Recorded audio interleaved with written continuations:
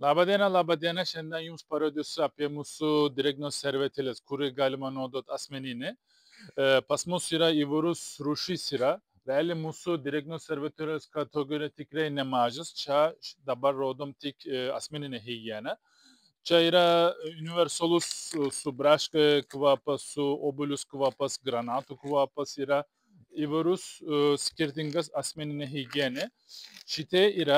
Šitas yra didelis servetėlis, yra 120 vienetai, yra viduje 120 vienetai yra. Kaina tik €19, 1,19 centus. Galite užsakyti per mūsų internetinės svetainės. Virš 100 € nemokamas pristatymą turim, tikrai gera kaina. Galima naudoti čia, kadangi čia yra universalu, galima darbo vietą naudoti, mašiną galima naudoti, namuose galima naudoti, tikrai ten įvairius, kiekvieną mašiną reikia turėti vieną servetėlę, realiai, man atrodo. Ir dar turim vaikams tokie su kvapas, jie tokie su kvapas, ten tokie guminiukas kvapą turi, tokie panašus, labai skanus kvapas turi. Ten viena yra mergaitėms, yra viena universalus yra, ir bernukams irgi yra drėgnos servetėlės.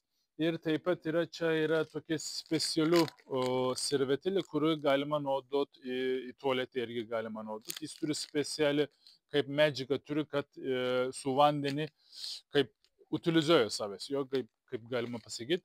Ir turim labai gerai, tikrai kokybiški naują gimą drėgnos servetėlė. Čia yra nauja gima. Aš jums parodysiu, vieną atidarom.